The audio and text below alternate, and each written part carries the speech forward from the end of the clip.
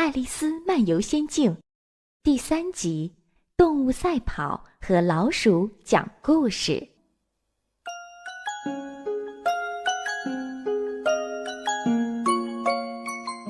小朋友们，你们好。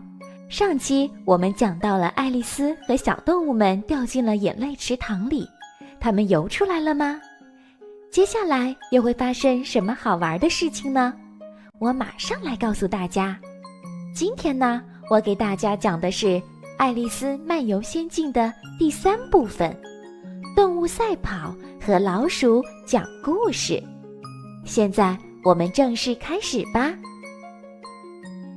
爱丽丝带着小动物们上了岸，鸟儿们像一只只落汤鸡，小野兽们皮毛湿漉漉的，贴在了身上，狼狈极了。最要紧的是怎么把身体弄干。大家你一言我一语地商量着，爱丽丝很快就跟他们打得火热了，像认识了很久的老朋友一样。爱丽丝跟一只鹦鹉争论得热火朝天，鹦鹉生气地说：“我比你大多了，自然比你懂得多。”爱丽丝不服气，因为鹦鹉并不告诉她年龄，他们两个谁也不让谁，最后都不搭理对方了。看着乱哄哄的场面，嘟嘟鸟站了起来，严肃地说：“如果我们想身体干燥的话，我想我们可以来一场赛跑，这应该是最好的办法了。”怎么比赛呢？爱丽丝疑惑地问，而小动物们都默不作声。嘟嘟鸟神奇地说：“这有什么可解释的？大家亲自体验一下就知道了。在冬天比较冷的时候，人们才会想起来玩这种运动的。”嘟嘟鸟一边说一边行动起来，他先在地上画了个圆圈形状的比赛路线，边画边说：“比赛路线不标准，对比赛成绩也没什么影响。”小动物们的这场比赛很随意，不用喊1、2、3开始，谁想跑就跑，想停下就停下。可想而知，它将很难分胜负。爱丽丝和小动物们沿着那个圈跑啊跑啊，跑了大概半个小时，身体基本上全干了。这时，嘟嘟鸟突然喊道：“比赛结束啦！”大家气喘吁吁地围在一起，争先恐后地问道：“谁赢啦？谁赢啦？谁赢了？”嘟嘟鸟没想过这个问题，于是他慢慢地坐下来，用手托着脑袋思考了很久。大家静静地看着他，好像除了等没有其他的事情可以做。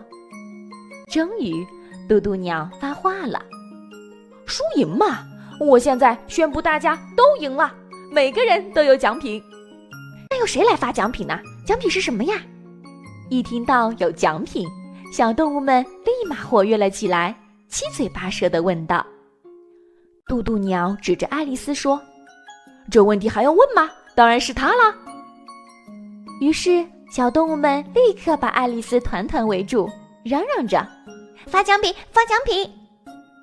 爱丽丝不知道怎么办，她急急忙忙地把手伸进自己的口袋，竟然掏出了一盒糖果。这盒糖果还没有被水打湿，真是太棒了。于是爱丽丝把糖果分给大家当做奖品，正好一个小动物1块。哦，他自己也应该得到一个奖品。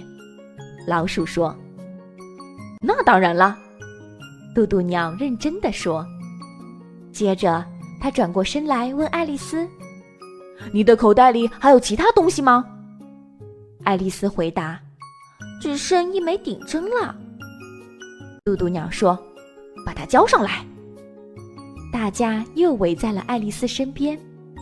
嘟嘟鸟一边庄重地把那枚顶针作为奖品颁给爱丽丝，一边说道：“我们请求你收下这枚精致的顶针。”嘟嘟鸟颁奖词说完后，小动物们热烈地欢呼了起来。爱丽丝觉得这真可笑，可看着大家那么严肃，她也不敢笑出声来。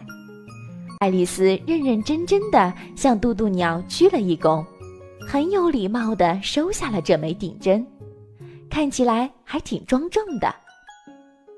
奖品发完了，大家开始吃糖果，可没想到这又引来了一阵骚乱。大的动物很不满意，嚷嚷着：“糖果太小了，我还没尝到味儿呢，就没有了。”小的动物则被糖果卡住了喉咙，别人帮它捶捶背，才勉强咽下去。最后，糖果总算吃完了，大家很无聊，于是围了个圈儿坐了下来。爱丽丝问老鼠：“亲爱的老鼠先生，你说要把那些你讨厌的猫和狗的故事讲给我听，你没有忘记吧？”老鼠叹了一口气，转过身来对爱丽丝说：“说来话长，我的故事太悲惨了。”爱丽丝把老鼠说的“我的故事”听成了“我的尾巴”。她盯着老鼠的尾巴看了看，心想：“它确实又长又弯，可哪里悲惨了呢？”她很疑惑，脑子里一直在想着尾巴的事情。老鼠继续讲他的故事。一天，一只大狗捉住了老鼠。大狗对老鼠说：“我们一起去法庭，我要审判你。我今天上午有时间，你必须接受审判。”老鼠反驳大狗说：“这算什么审判？连法官和陪审团都没有。”大狗狡猾地说：“我就是法官，我就是陪审团，我来审判你，你将被判死刑。”老鼠发现爱丽丝在走神，他严肃地说：“你没有认真听，我不讲了。”说完，老鼠要转身离开。爱丽丝急忙道歉：“对不起，我不应该走神儿，请你回来吧，让我把这个故事听完。”小动物们也跟着喊：“请回来吧！”可是老鼠还是没有回来，它不耐烦地摇摇头，走得更快了。小鹦鹉望着老鼠的背影说：“真遗憾，它还是离开了。”一只老螃蟹趁机教育起了自己的女儿：“亲爱的宝贝，你可要从这个事情里吸取教训，可千万不要发脾气。”“够了，妈妈，别唠叨了，最耐心的牡蛎都受不了您的唠叨。”小螃蟹有点不高兴地回答妈妈。爱丽丝自言自语地说：“要是戴娜在多好呀，她会马上把老鼠抓回来的。”“戴娜是谁？”小鹦鹉问道。爱丽丝高兴地说：“戴娜是我的猫咪，她可是抓老鼠的小能手，你们都想象不到她有多棒。而且呀，她抓鸟的本领也很大，她能一口把小鸟吞下去。”爱丽丝的这些话让大家议论纷纷，一些鸟儿吓得赶紧逃走了。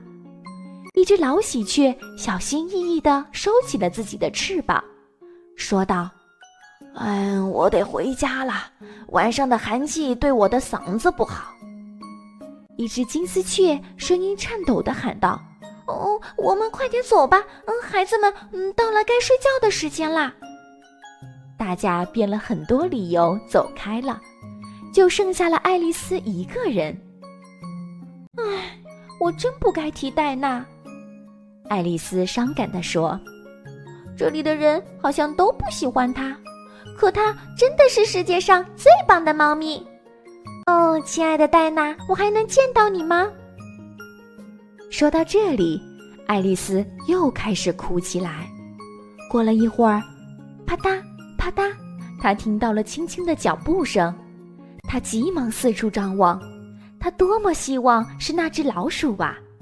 或许老鼠改变了主意，回来继续听故事呢。